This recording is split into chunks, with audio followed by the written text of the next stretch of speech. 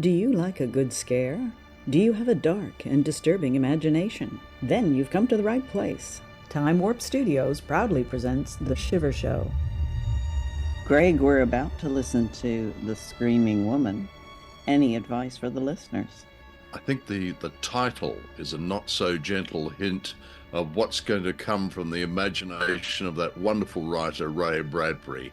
So I've braced myself, Mary, and I'm ready to be screamed at. Let's go.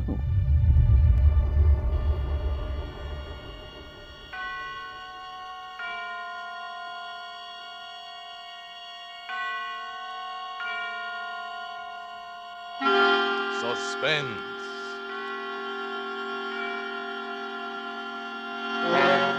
Autolite and its 60,000 dealers and service stations bring you radio's outstanding theater of thrills. Starring tonight, Miss Margaret O'Brien in Anton Leader's production of The Screaming Woman. A tale well calculated to keep you in suspense.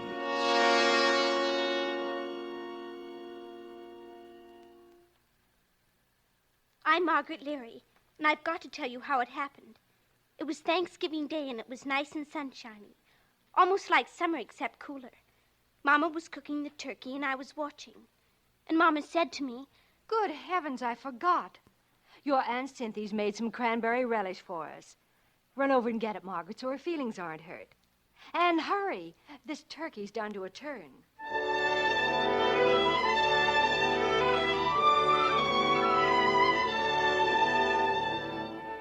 So I ran to Aunt Cynthia's, and on the way back I took a shortcut through Mr. Kelly's lot. It's a big lot, more like the side of a hill that slides down to Monument Creek. It's a swell place to play Indians and cowboys, or explorers or hunting for treasures, because trucks dump all kinds of stuff there. Loads of dirt and junk, and even big things like old cars and big pipes and chunks of concrete. Well, this day, coming back from Aunt Cynthia's, I saw that a lot of new junk and dirt had been dumped there since Saturday. They'd even covered up our swell big concrete pipe that us kids called our fort. Covered it clear up. I was looking around to see where it used to be when, all of a sudden, I stopped and listened. The sound was coming up out of the ground. A woman was buried under the junk and dirt and glass, and she was screaming all wild and horrible for somebody to dig her out. I started to run. I fell down and got up and ran some more. It was an awful, awful long way to our house that day. Mama! Mama! Margaret? Mama! Oh, Margaret, haven't I told you not to slam the door? Is that the relish? Listen, Mama. There's a screaming woman in the lot. Wash your hands, Margaret. She was screaming and screaming and screaming. Mama, listen to me. We've got to dig her out. She's buried under tons and tons of dirt. I'm sure she can wait till after dinner. Oh, next year, I swear I'm going to buy a bigger platter. Mama, don't you believe me? You've got to believe me. Margaret, I've got a million things to do. Good gosh, look at you. How'd you get your knees so dirty? Well, running back from the lot, Never mind. Scoot and tell your dad we're about to eat. He's in the front room reading his paper. Yes, Mama. Daddy! Oh, Daddy, I've got to tell you something. Getting hungry, baby? Daddy, there's a screaming woman in the lot. Oh, I never knew a woman who didn't. Smell that turkey. We've got to get picks and shovels and dig her up, like for an Egyptian mummy. Oh, Daddy! I don't feel much like an archaeologist today, Margaret. I can't think of anything but food. Let's have an expedition next Sunday and dig her up. But we can't wait that long. Oh, Daddy, she'll die if we don't do it now. I'll give you some money. Oh, so it's a business proposition. Well, how much do you pay by the hour? I've got $5 whole. It took me a year to save. Come here, Puss. You know I'm touched. Oh, but Daddy, You want me to play with you, and you're willing to pay me for my time. Why, dear, you're shaking. Calm down. Oh, Daddy, please. After our Thanksgiving dinner, I'll come out and listen to your screaming but... woman. How's that? Oh, no, now, Daddy. Maybe she'll die if you don't come out now. Oh, you've got to come now. Margaret. If you believe me, you wouldn't wait. You never believe me. Mama doesn't believe me. Nobody believes me. Quiet down right this minute. Or I not only won't go with you, but you'll go to your room and stay in without your Thanksgiving dinner. Now, is that clear? Yes, sir. It's clear.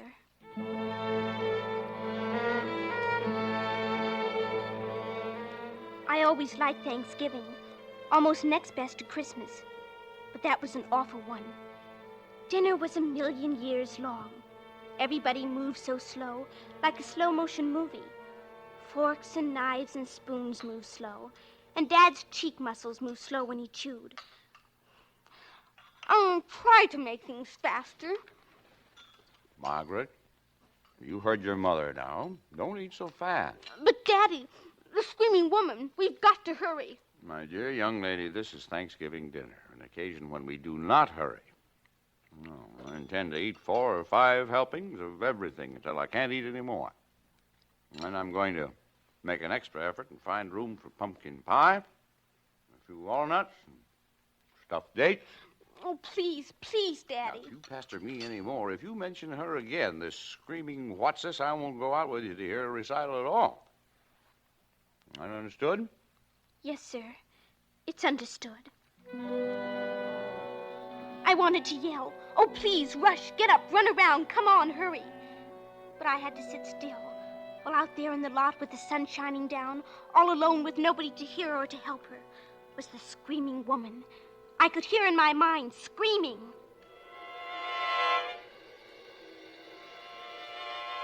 Mama and Daddy couldn't hear. They just kept on eating and talking.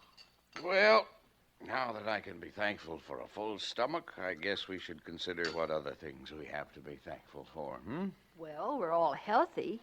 Prices are sky high, but we're not in debt. Yet. Those are mundane things, my dear. I'm thankful for my big daughter. Right, Puss? Yes, Dad. And for my loving wife, who is still the most romantic woman I know. Oh, silly. I'm thankful I didn't marry somebody else. You nearly married Dora Lampell. Even gave her a ring.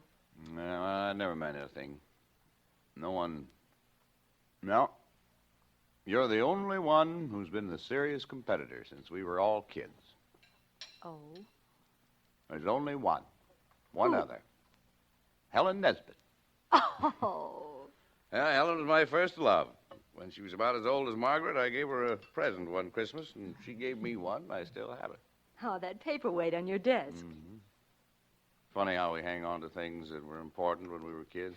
Daddy. Just a little longer, Puss. Warm up my coffee, will you, dear?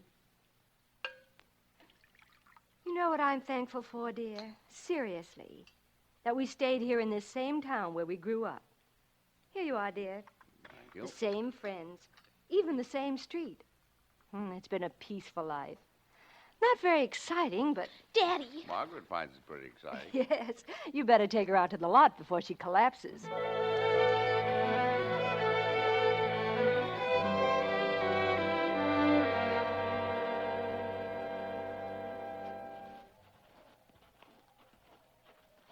All right, now, where is your screaming woman? Lead me to her. Over here, where our fort used to be. Fort.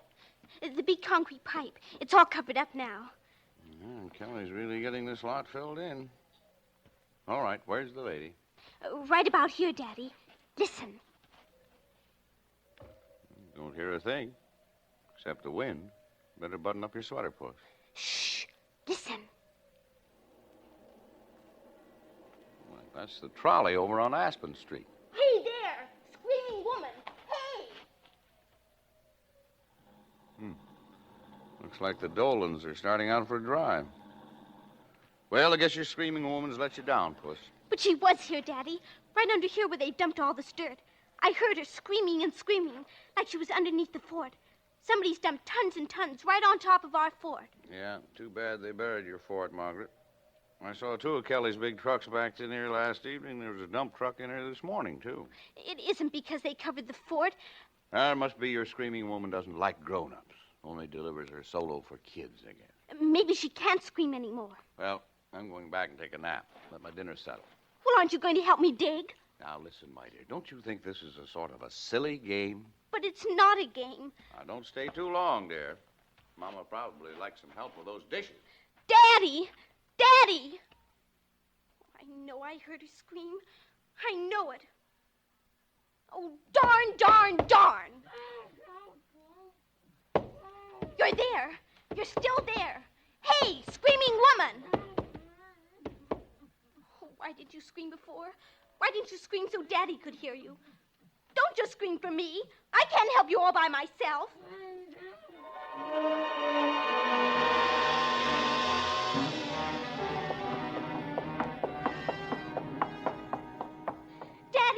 Daddy, where are you? Upstairs, Margaret. Here I am. Daddy, she's screaming again. Right after you left, she started to scream. You've got to come back. Oh, there now. Come here. Let me feel your head. Please, Dad. Why, you've got a fever. You're going to lie down, young lady. We can't leave it down there, Dad. We just Come can't. on along. Come on into your room. That's right. It's awful, Dad. It's awful for her to be screaming and nobody listening. Nobody You caring. lie down, Puss. Lie down. Now, come on. She'll choke where there isn't any more air and she'll die. Now, you're going to lie down the rest of the afternoon before you make yourself sick. No, I've got to dig. I've got to dig her up. It's all those comic books you read. Now, I forbid you to leave the house. Close your eyes now and take a nap. That's my good girl. Oh, what am I going to do? What am I going to do?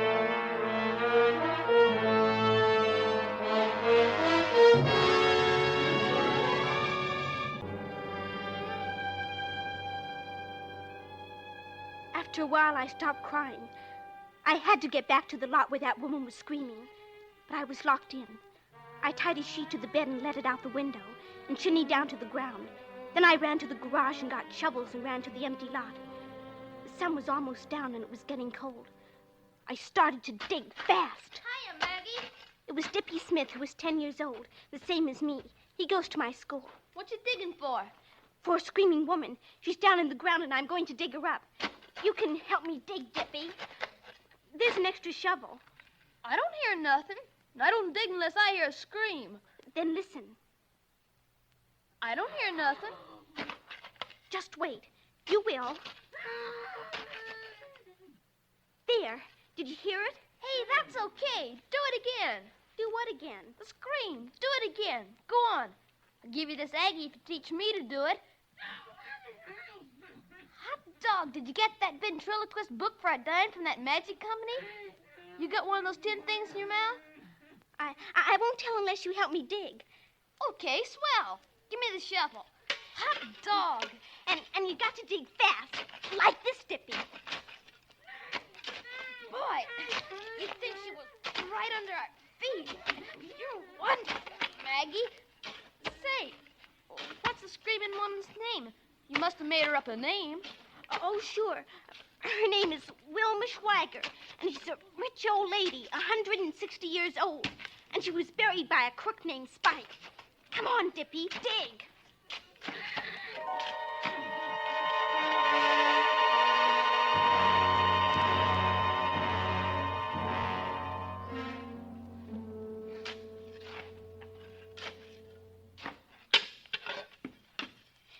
Keep digging. We can't stop, Dippy. Oh, I'm tired. I think I'll go home. Dippy, stop. You can't. There really is a woman buried here. Well, sure. You said so, Maggie. Oh, don't you believe me? I wasn't throwing my voice. Come back, Dippy. Okay, but I'm getting tired of digging. Now, look, Dippy. I'll go way over here, and then you listen. Okay. Listen. Hey, there really is a woman here. That's what I told you. Well, come on, let's dig. How's she breathing, do you think? I think she's in the fort. Remember? Sure. That's where she must be. 5 or 6 of us kids could get in it so it's big enough. I sure hope it isn't just a radio or something. Well, a radio would be nice, too. Here. What do you kids think you're doing? Oh, Hello, Mr. Kelly. I'm tired of chasing you out of this lot. If one of you gets hurted, maybe your folks would sue me. But, Mr. Kelly, there's a woman screaming. You kids beat it, do you hear? yes, sir. But listen, Mr. Kelly, don't you hear her? There. I don't hear a thing, and neither do you. Now beat it. Come on, Maggie. Mr. Kelly, somebody's got to dig her up. Don't argue with me or I'll phone your folks. This is my property. Do I have to put up a fence? Why should I spend money to keep people off my own property? Dippy, it's him. He's the one. Huh? He murdered Mrs. Kelly. He hit her on the head and stuck her in the fort and dumped loads of dirt on top. But But she wasn't dead. She came to. Why, you saw him. He stood right there when she screamed and wouldn't pay any attention. Hey, that's right. He stood right there and lied to us. What'll we do, Maggie? There's only one thing to do. We'll phone the police and tell them to come and arrest Mr. Kelly.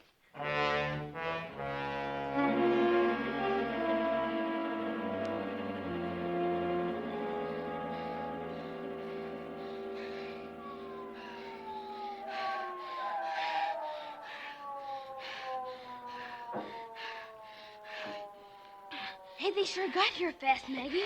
Shh! Don't make a sound. Is Mr. Kelly in the house? Yes, he went right home from the lot.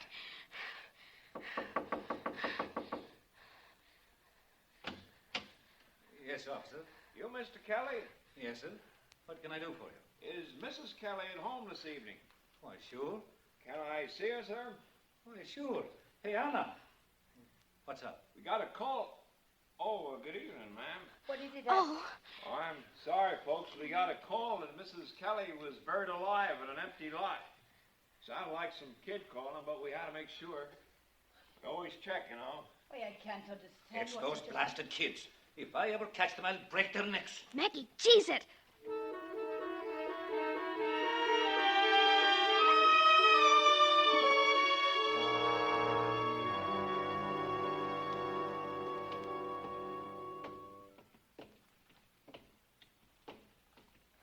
Boy, if Mr. Kelly telephones my dad, I'll get a licking. What'll we do about the screaming woman? What the heck with her? I'm not going near that lot again. Wait, Dippy. Huh? I know why he didn't hear the screams. Kelly's sort of deaf. Mama says he's hard of hearing. He heard us, didn't he? He heard the cop. He reads people's lips, but he couldn't hear the screaming woman because he couldn't see her. Dippy, come on. We gotta dig some more. No, sir. But we've got to. We're already in a peck of trouble over your darn old ventriloquist voice. I'm not going to get in any more trouble. No, sir. And he went off and left me alone. I wanted to crawl down under the ground with the screaming woman and die, too. It was dark now, and Dad would be hunting for me. If he found me, I'd get a licking and be put to bed. And then nobody would help the screaming woman at all. There was only one last thing to do. So I did it. To go all over the neighborhood from house to house and find out who's missing. Why, hello, dear. Hello, Mrs. Griswold. Is anybody missing from your house? Is your sister from Detroit still here? Yes, she's sitting right over there by the radio. Don't you see her? Little Margaret Leary wants... No, I only wanted to see her, Mrs. Griswold. I was just wondering. I just wanted to know if she was here.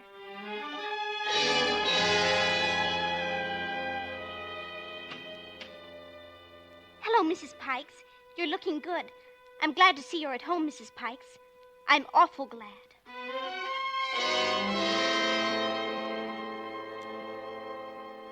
Mr. Hyde, is your wife still here? Dora, aren't you out pretty late, Margaret? Yes. Oh, hello, Mrs. Hyde. What is it, Margaret? I just wanted to see you, Mrs. Hyde. That's all.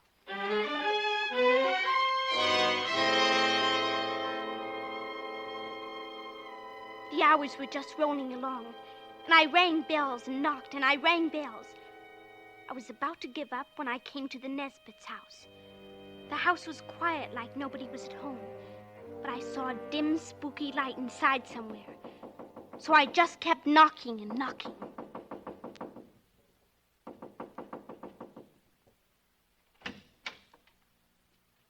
Oh. What do you want? Oh, nothing, Mr. Nesbit. I only wanted to see Mrs. Nesbit. She's not here. She's gone to the store. At night?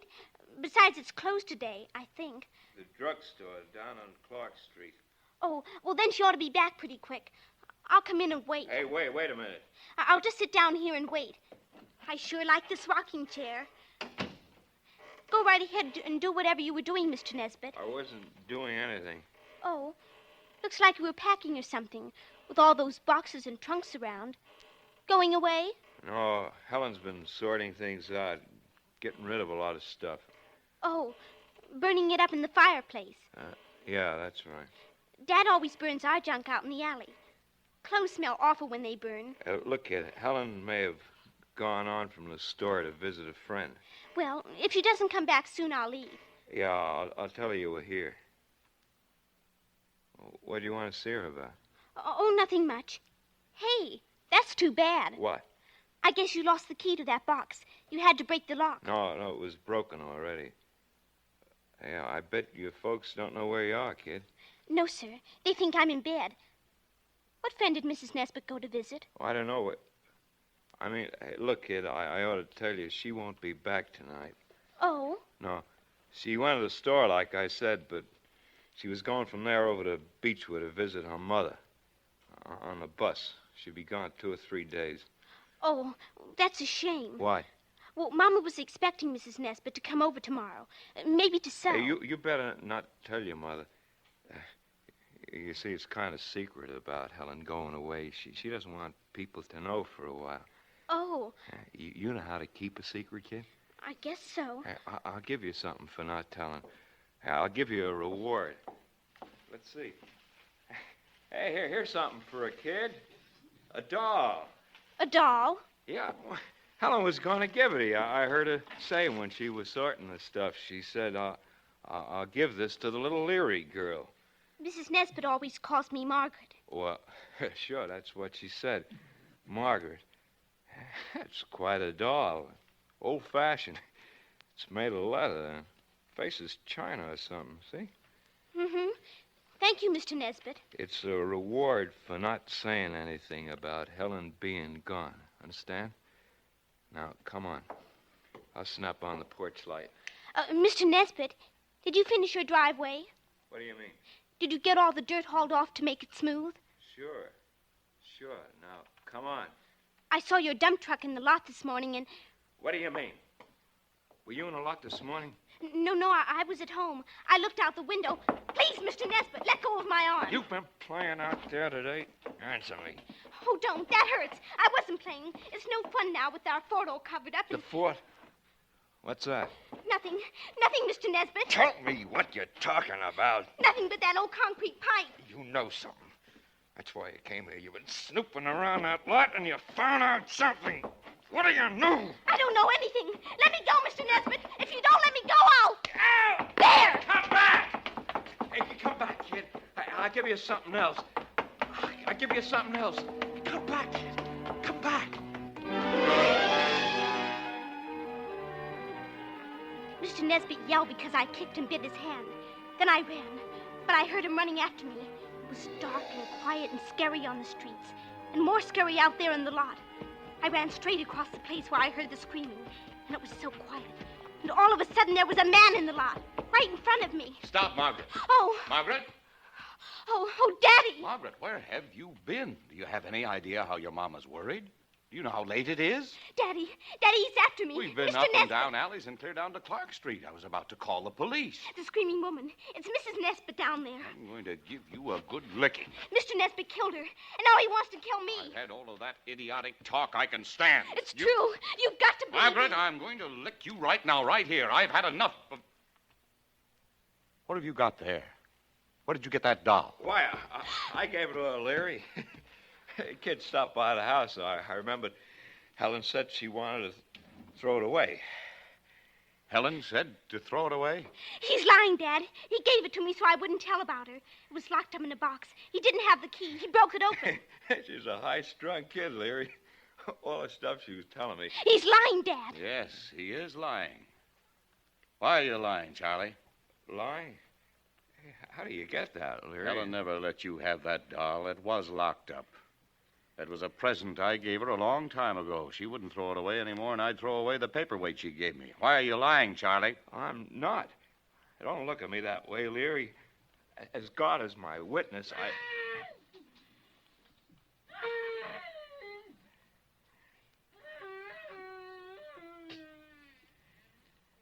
It's her. Dad, it's the screaming woman. As God is your witness. No, Leary, don't! No, no.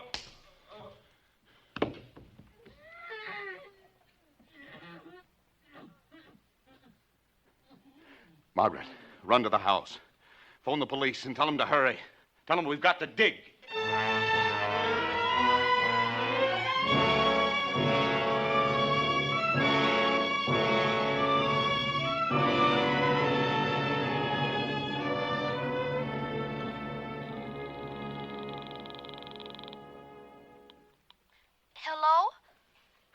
Dippy. Everything's fine. Everything's worked out keen. The screaming woman isn't screaming anymore. And they've got a lot of people down there digging her up. Hey, that's swell. Hot dog. And you know what else, Dippy? They're going to uncover our fort again. Oh, Dippy, wasn't it a keen Thanksgiving?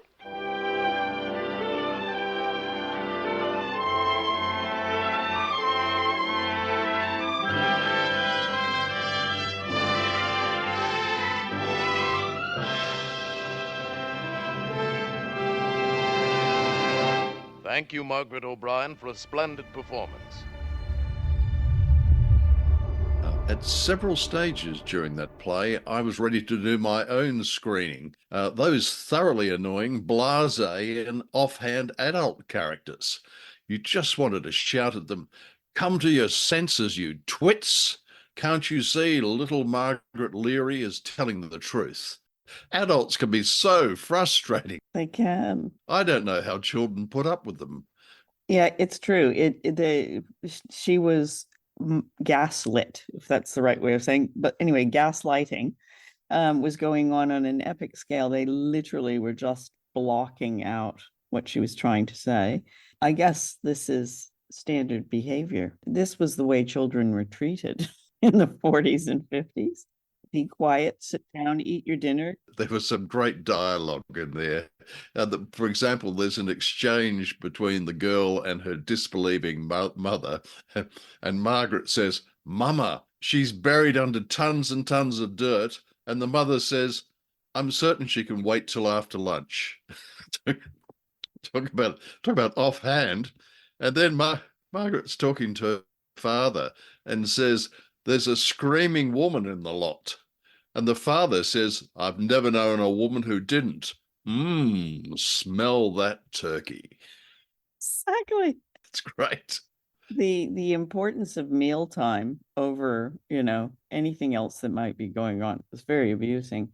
I think Ray Bradbury, thinking about his writing of children and his writing of girls in particular, is very strong. The character here and the character in 0 Hour, one's a villain to some extent, and the other one is the heroine.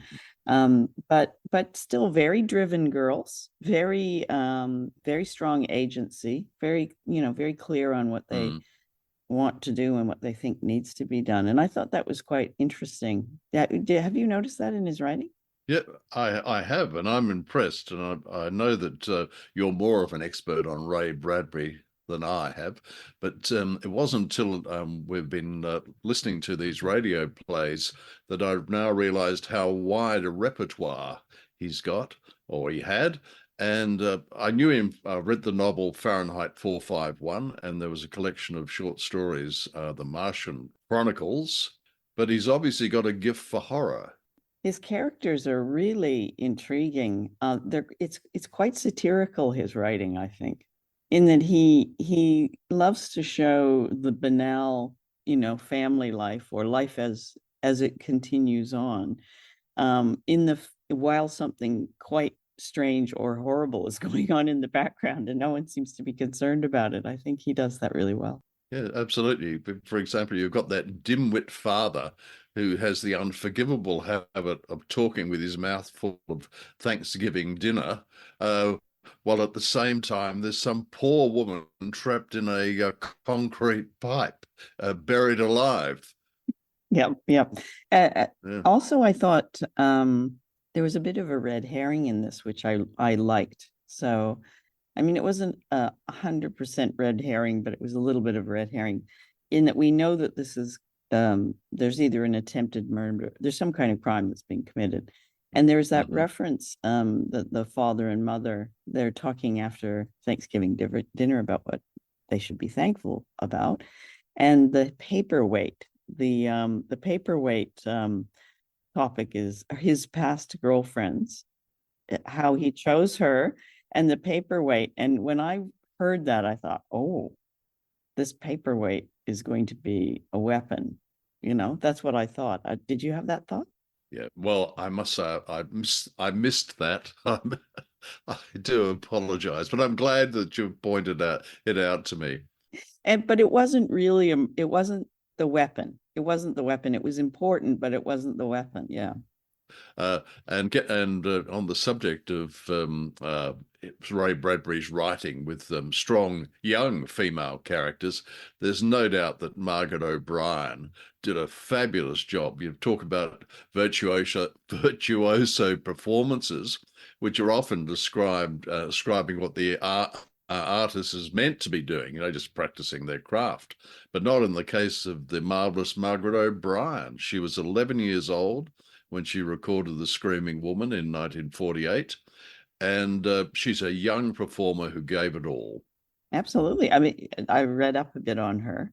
So she started her career in acting at the age of 4. And I think her gained quite a bit of notoriety and notice as an actress at the age of 5. I can't remember what the name of the film is, though. Do you remember that one? That could be, well, 4 years before she was in The Screaming Woman, she was with Judy Garland in the musical Meet Me in St. Louis. Well, but the title is Meet Me in St. Louis, but there was a great song, Meet Me in St. Louis, which would you like to join me in singing along? Because I don't know that one. I'm very happy to pretend to sing, but you're going to have to kick it off, Greg. But she was also in Little Women, which was a great movie based on Louisa May Alcott's novel. But sadly for Margaret, her career, shall we say, lost momentum, I think might be a euphemism, as she grew older. And now here's a piece of family trivia for the show business trivia as well, that Margaret O'Brien, the 11-year-old, had an aunt named Marissa, who was also an actress. And Marissa O'Brien is listed in the credits as being the mama, in this production. So I can only assume it's the same woman. Very interesting. Also, I thought there was this very interesting transition in voice acting at the beginning. So someone, I don't know whether they were credited, actually is the adult version of the child, and the voice transitions to a child voice. Did you notice that right in the beginning? Yeah. Well, I had, but I hadn't thought it through, that it could be another performer. So fortunately, there is quite a few of the casts are listed online, although not in the show as they tend to do. And one of them was Jeff Corey, who played Nesbitt, the creepy, whiny killer. And this is the actor, not the character, had his acting career damaged by the House of Un-American Activities Committee, who blacklisted him because of his earlier fondness for communism. Yeah, it seems like everybody was on that list, the blacklist, or anyone that was seemed any good was on the blacklist. That's right. Well, I doubt I'll ever be on that blacklist because I don't like vodka, Russian or not. No, I'm not a vodka man.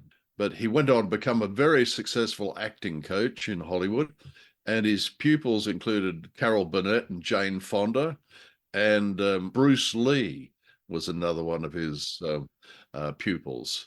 Well, so for me, this was a very, very compelling drama. I liked the child actor, Margaret O'Brien, very much. I thought the adult actors were kind of clueless, but very good foils, like for counterpoints for her performance. And I found it to be a fairly satisfying end. Although, as I was saying at the beginning, I was expecting The Paperweight to have a greater role than it did.